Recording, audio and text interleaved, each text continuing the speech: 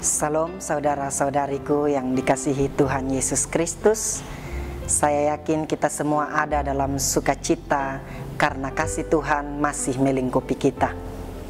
Jumpa lagi bersama saya, Marcella Isbuke, dalam acara Santapan Rohani Hosana.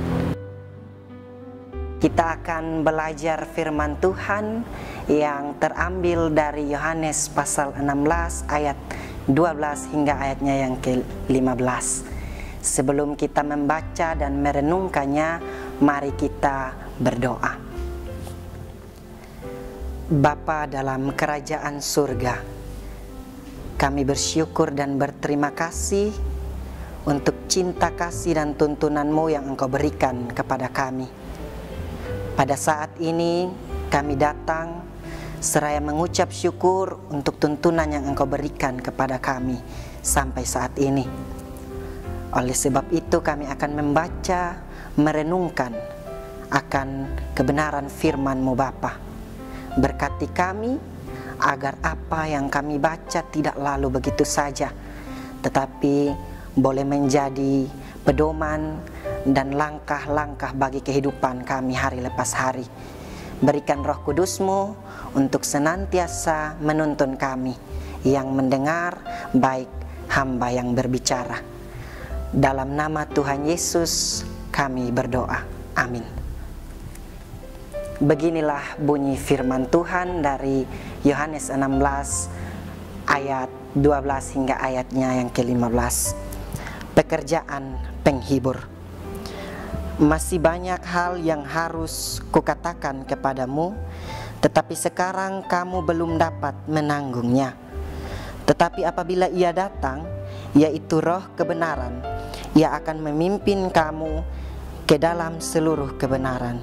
Sebab Ia tidak akan berkata-kata dari dirinya sendiri, tetapi segala sesuatu yang didengarnya, itulah yang akan dikatakannya. Dan Ia akan memberikan kepadamu hal-hal yang akan datang. Ia akan memuliakan aku, sebab Ia akan memberitakan kepadamu apa yang diterimanya daripadaku. Segala sesuatu yang Bapa punya adalah aku punya. Sebab itu aku berkata, Ia akan memberitakan kepadamu apa yang diterimanya daripadaku.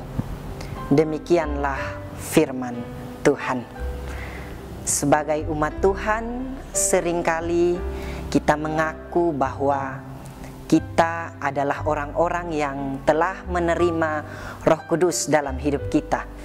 Namun, seberapa besar kita membiarkan Roh itu bekerja dalam diri kita? Kadang sekalipun kita mengaku bahwa Roh Kudus ada dalam hidup kita, kenyataannya kita tidak memberi ruang bagi Roh untuk bekerja dan memimpin hidup kita. Berdasarkan Injil Yohanes 16 ayat 12 hingga ayat yang ke-15, orang yang hidupnya terbuka untuk dipimpin Roh Kudus seharusnya memiliki dua gaya hidup sebagai berikut ini. Yang pertama, hidup dalam kebenaran. Berbicara tentang kebenaran masih menjadi hal yang perlu diperhatikan oleh setiap pribadi. Kenapa saya bilang pribadi? Karena kebenaran harus berasal dari diri sendiri. Bicara tentang kebenaran ini masih sulit. Untuk buat benar saja kita sering bahitung, orang Kupang bilang. Contoh sederhana, kalau beta kasih dia beras, kira-kira beta susah dia bantu kosonde. Yang berikutnya mungkin kita bisa lihat dalam kehidupan sehari-hari, be mau kasih dia masker, ma betaku beb masker ju habis. Dalam pandemik ini adalah salah satu penyakit yang masih dipelihara oleh kita sebagai manusia. Oleh sebab itu, dalam situasi dan kondisi pandemik ini, Injil Yohanes mau mengajarkan kita sebagai orang percaya, sebagai manusia, bahwa kehadiran Roh Kudus dalam diri seseorang berfungsi sebagai penolong, bagi orang itu untuk mengenali kebenaran yang Allah ajarkan. Yohanes 16 ayat 13 juga mengatakan, apabila Ia datang, yaitu Roh kebenaran, Ia akan memimpin kamu ke dalam seluruh kebenaran, sebab Ia tidak berkata-kata darinya sendiri, tetapi segala sesuatu yang didengarnya, itulah yang akan dikatakannya, dan Ia akan memberitakan kepadamu hal-hal yang akan datang. Kekasih Tuhan sekalian, jika peran Roh Kudus seperti itu, maka sebenarnya orang yang hidupnya dipimpin Roh Kudus akan semakin dimampukan untuk mengerti kebenaran dan hidup dalam kebenaran itu. Jika ada orang yang mengaku dipimpin oleh Roh Kudus, namun dirinya masih hidup dalam ketidakbenaran, berarti orang itu belum memberi ruang bagi Roh Kudus untuk bekerja dalam hidupnya. Yang kedua, memuliakan Allah. Siapapun yang hidupnya dipimpin oleh Roh, seharusnya orang itu hidup memuliakan Allah, sebab kehadiran Roh Kudus di dunia juga berperan untuk memuliakan Allah Bapa dan Yesus Kristus. Dalam Injil Yohanes 16 ayat 14, firman Tuhan berkata, Ia, Roh kebenaran, akan memuliakan aku, sebab Ia akan memberitakan kepadamu apa yang diterimanya daripadaku. Jadi barang siapa yang hidupnya dipimpin Roh Kudus, tentu orang itu akan melakukan seperti apa yang dilakukan Roh Kudus itu bagi Allah, yaitu memuliakan Allah dalam sepanjang hidupnya. Memuliakan sendiri menurut Kamus Besar Bahasa Indonesia berarti menganggap atau memandang mulia, sangat menghormati atau menjunjung tinggi. Ya, oleh sebab itu bagaimana dengan hidup kita? Kita adalah orang-orang yang mengaku sebagai umat yang menerima Roh Kudus dalam hidup kita. Namun, sudahkah kita hidup dalam pimpinannya?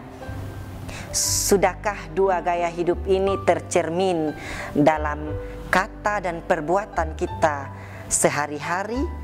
Hiduplah dalam kebenaran, memuliakanlah Allah melalui hidup kita. Kekasih Tuhan sekalian, kiranya renungan ini dapat menjadi pedoman dalam hidup kita hari lepas hari. Amin. Mari kita aminkan firman ini dengan kita berdoa. Bapa dalam kerajaan surga, kami bersyukur untuk firman-Mu yang datang pada kami pada saat ini. Kami belajar dari Injil Yohanes bahwa kehidupan kami seharusnya dan selayaknya dituntun oleh kuasa Roh Kudus-Mu. Oleh sebab itu Bapa, mampukanlah kami untuk mengundang Roh Kudus tiap-tiap hari, agar Roh Kudus mampu membantu kami dalam kehidupan kami hari lepas hari.